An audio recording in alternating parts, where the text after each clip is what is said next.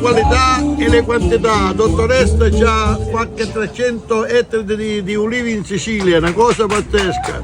E la qualità mondiale, minchia, buono è.